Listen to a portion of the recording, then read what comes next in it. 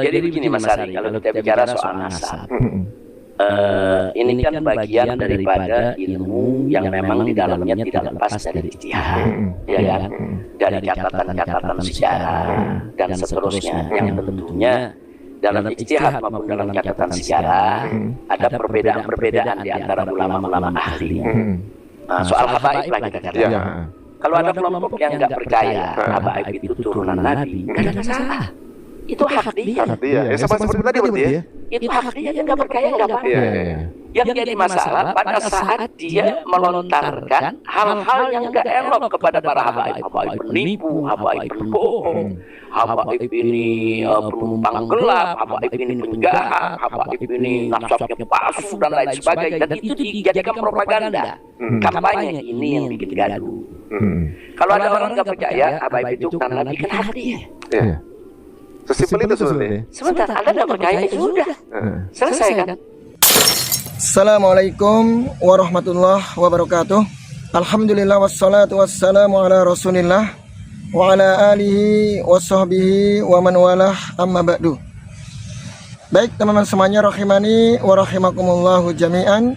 Di video kali ini kita akan sedikit menanggapi ya pernyataan dari Habib Rizik yang katanya imam besar para habaib, Rizik Syihab ya, dimana beliau pinter ngeles teman-teman ya, yang dia menyatakan bahwa masalah nasab habaib itu perkara ijtihadiyah.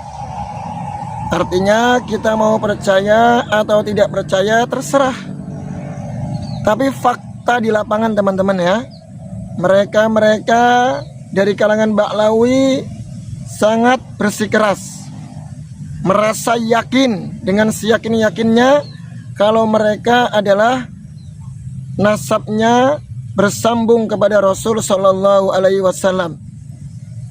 Bahkan dengan model seperti itu mereka jadikan untuk mendoktrin ya, menjual nasab demi nasib. Ya, ini fakta di lapangan, nggak bisa dipungkiri. Karena berawal dari mengaku sebagai dzurriyyah Nabi alaihi salatu wassalam, akhirnya dijadikan bahan ya untuk mengelabui, untuk menipu kaum muslimin bahwa mereka adalah keturunan Nabi yang wajib untuk dihormati. Baik teman-teman, kita akan dengarkan dulu pernyataan dari imam besar Habib Rizik ya. Baik, coba kita dengarkan. Ini ketika di podcast teman-teman ya, di podcastnya Ari Untung. Baik, kita dengarkan. Jadi begini Mas Ari, kalau kita bicara soal nasab, ini kan bagian daripada ilmu yang memang di dalamnya tidak lepas dari ijtihad, ya kan? Dari catatan-catatan sejarah dan seterusnya, yang tentunya dalam ijtihad maupun dalam catatan sejarah ada perbedaan-perbedaan di antara ulama-ulama ahli. Tadi dia katakan bahwasannya dalam masalah nasab ini memang adalah masalah ijtihad, dan catatan sejarah ini ada perbedaan di antara para ulama-ulama ahlinya. Tapi pertanyaannya, kenapa selama ini yang kita dengar teman-teman ya, dari kalangan habaib sendiri mereka sangat yakin bahwa mereka atau di dalam darah mereka mengalir darah Rasul Shallallahu Alaihi Wasallam ya. Jika dalam catatan sejarah para ahli berbeda pendapat, kenapa mereka seyakin itu? Jadi mereka mengatakan, dia tadi mengatakan bahwasanya masalah nasab ya, kalau Ba'lawi adalah keturunan Nabi ataukah tidak, itu masalah ijtihadiyah. Mau percaya atau tidak terserah. Tapi kenapa wahai Habib Rizik, yang kita dengar dari klan-klan kalian Ba'lawi, mereka dengan seyakin-yakinnya menyatakan bahwasannya darah kami mengalir darah Rasul Shallallahu Alaihi Wasallam. Jika dalam catatan sejarah saja para ulama berbeda pendapat, kenapa kok seperti itu? Ya, mengaku dengan seyakin-yakinnya, bahkan mendoktrin ya pribumi agar menghormati mereka. Ini kan aneh. Ya. Tadi kau katakan bahwasannya ini masalah ijtihadiyah. Tapi dari sisi lain fakta di lapangan, klan-klan Ba'alawi di antara kalian itu menjual nasab. Ya, mereka dengan alasan bersambung kepada dzurriyyah Nabi untuk menipu kaum muslimin. Nah, ini faktanya. Apa perlu kita setelkan, teman-teman? Ya, pernyataan jadi Habib Novel. Ya, Pak Novel ya. Pak Novel, kita akan lihat, dengarkan ini. Baik, kita akan dengarkan pengakuan dari Habib Novel. Negara yang insya Allah dengan anak cucu Nabi Muhammad SAW terbesar di dunia. Gak ada yang lebih banyak di Indonesia terbesar di dunia. Bangsa ini akan aman, bangsa ini akan sejahtera, bangsa ini akan makmur selama anak cucu Nabi Muhammad SAW tidak diganggu, tidak diusik, dimuliakan, dicintai, disayangi. Karena apa? Ada doa dari kakeknya, pemimpin kita semua, baginda Muhammad sallallahu alaihi wasallam. Nah, tapi kalau udah mulai gaya, Habib kok seperti itu. Nah, ini santri gaya. Ya, umat Islam mulai gaya, mulai mengkoreksi Habibnya, mulai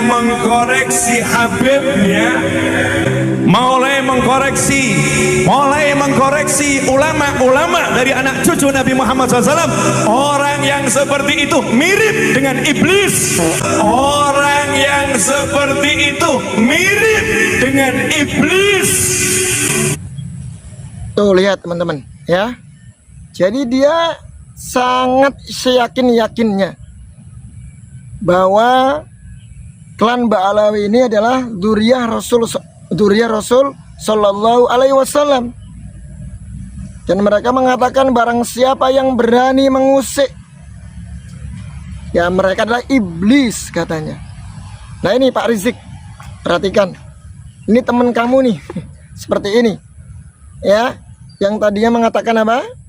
Ijtihadiyah, mau percaya ataukah tidak. Tapi nyatanya ini teman-teman kalian ini kalau ceramah ya mengaku-ngaku dengan seyakin-yakinnya kalau dia merasa dzurriyyah Nabi yang wajib dihormati, yang tidak boleh diusik, yang tidak boleh dikritik. Yang mengkritik berarti iblis. Seperti ini kenyataannya. Lantas kau bilang apa tadi? Masalah ijtihadiyah? Ya, sampaikan ke teman-teman kalian ini ya. Sampaikan kepada mereka. Akan dengan alasan seperti itu mereka merasa sombong, minta dihormati. Ya, minta dihormati, gila hormat. Baik teman-teman, kita akan lanjut teman-teman ya. Dan catatan-catatan sejarah. Kembali ke podcast teman-teman ya. Seterusnya yang tentunya dalam ijtihad maupun dalam catatan sejarah ada perbedaan-perbedaan di antara ulama-ulama ahli. Nah, soal habaib lah kita katakan. Kalau ada kelompok yang nggak percaya habaib itu turunan Nabi, nggak ada masalah. Itu hak dia.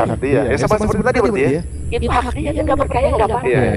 Yang jadi masalah pada saat dia melontarkan hal-hal yang nggak elok kepada para habaib. Habaib penipu, habaib berbohong, habaib ini penumpang gelap, habaib ini penjahat, habaib ini nasabnya palsu dan lain sebagainya. Dan itu dijadikan propaganda. Kampanye ini yang bikin gaduh. Kalau ada orang nggak percaya habaib itu karena Nabi, kan hak dia. Sesimpel itu sebenarnya. Sebentar, Anda nggak percaya itu sudah selesai kan? Nah, ada lagi kelompok muhibin yang percaya, itu hak dia juga dong.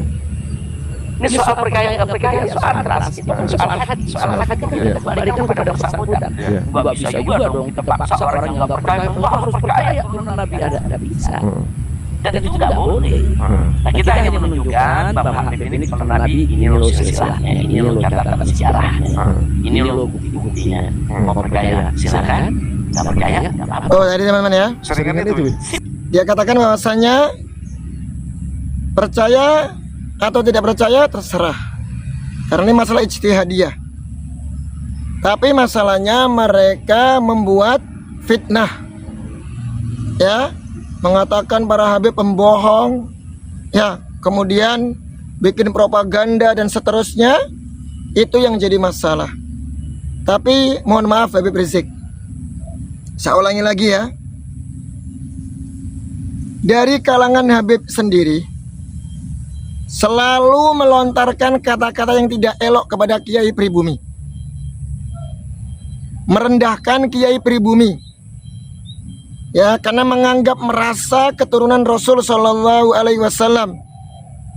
Bahkan kita sering dengar teman-teman, mereka mengatakan bahwasannya Habib, seorang Habib itu lebih mulia dan lebih utama daripada 70 Kiai alim. Nah, ini tidak dibilang membuat gaduh, ya, tidak dibilang membuat gaduh.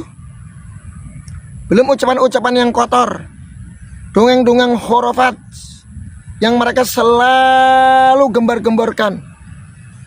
Katanya malaikat mungkar nakir takut dibentak sama mereka dari kalangan habaib. Pakai muqaddam mi'raj 70 kali, ya, dalam semalam. Itu dari mana ceritanya? Ya, dari mana ceritanya coba? Yang bikin gaduh itu dari kalian sendiri, ya. Jadi kita itu mendengar hampir setiap hari, ya, dongengan-dongengan, khurafat dari kalian sendiri.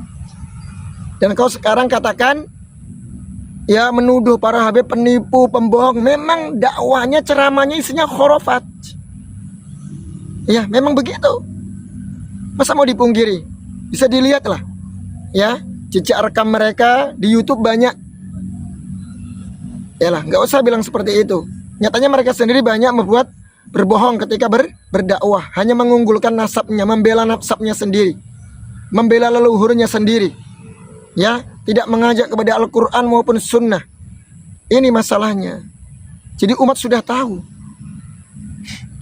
Ya, kenapa? Kalau seperti ini, Robito Alawiyah yang katanya lembaga besar yang mencatat, ya, habib-habib yang ada di Indonesia ini tidak menyeleksi. Seharusnya diseleksi para habaib yang layak berceramah itu minimal sudah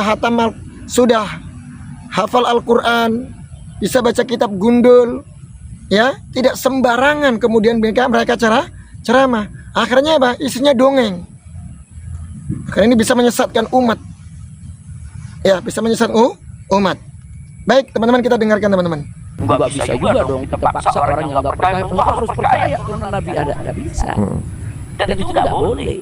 Nah, kita hanya menunjukkan bahwa Habib ini karena Nabi, ini loh silsilahnya, ini loh catatan sejarahnya, ini loh bukti-buktinya. Mau percaya silakan, nggak percaya nggak apa-apa. Seringan itu. Simpel ya. Dan dari dulu juga yang nggak percaya banyak kok, bukan sedikit. Banyak dari dulu yang nggak percaya, tapi nggak pernah ribut. Udah bertahun-tahun. Dari dulu udah banyak kok. Katakan umpamanya sebagian saudara-saudara kita di Muhammadiyah, saudara-saudara kita di Muhammadiyah, dari dulu banyak yang mempertanyakan itu. Saudara-saudara kita dari golongan Al-Irsyad, yang sebagian, dari dulu juga banyak yang mempertanyakan itu. No problem. Dia mau percaya, dia nggak percaya, hati ya. Dan dari dulu kan yang benci habaib juga banyak. Dari dulu mereka nggak percaya habaib keturunan Nabi juga ada, tapi nggak ribut. Kenapa nggak ribut? Karena mereka yang nggak percaya ini nggak melakukan propaganda, nggak melakukan fitnah. Langsung didukung Mulyadi. Sudah selesai. Jadi, saya nggak percaya, selesai. Saya nggak baik teman-teman semuanya, pintar sekali ya ngelesnya ya. Saya dari dulu sudah banyak nggak percaya. Cuman masalahnya katanya banyak yang bikin propaganda, yang bikin fitnah, yang bikin gaduh. Itu sehingga para habaib ini mulai kelabakan. Ya, kita tahu teman-teman ya, mulai muncul tesisnya Kiai Imaduddin yang membongkar fakta dan data akan rungkatnya bahwasanya Habib Ba'alawi tidak bersambung kepada Rasulullah SAW. Ini mulai ramai teman-teman. Kemudian dicocokkan dengan bagaimana ceramah-ceramah mereka yang isinya dongeng dan khurafat. Semakin jelas kalau mereka dengan seyakin-yakinnya bukan dzurriyyat Rasulullah SAW. Seharusnya kalau memang mereka dzurriyyat Nabi alaihi salatu wassalam, ya gemar dong mengajarkan Al-Quran, kembali kepada sunnah Nabi alaihi salatu wassalam, ya mengamalkan sunnah, meninggalkan kesyirikan, menjauhi perkara bid'ah, bukan malah mengajarkan dongeng-dongeng yang gak ada manfaatnya, bahkan berdusta atas Nabi alaihi salatu wassalam. Dan ini banyak videonya teman-teman, ya ini pinternya Habib Rizik ini, ya dia ngeles saja ini, ya ngeles. Baik teman-teman, mungkin demikian saja. Jadi dulu dia sendiri yang menganjurkan untuk dibuktikan dengan tes DNA, tapi sampai saat ini dia nggak berani ya tes DNA teman-teman. Itu kan lucunya seperti itu. Nah ketika terbongkar dengan tesisnya Kiai Imaduddin, akhirnya mereka kelabakan dan umat tercerahkan bahwasanya mereka hanya mengunggulkan nasabnya, mereka tidak bersambung ya nasabnya kepada Rasulullah SAW, dan mereka hanya sekedar jualan nasab demi nasib.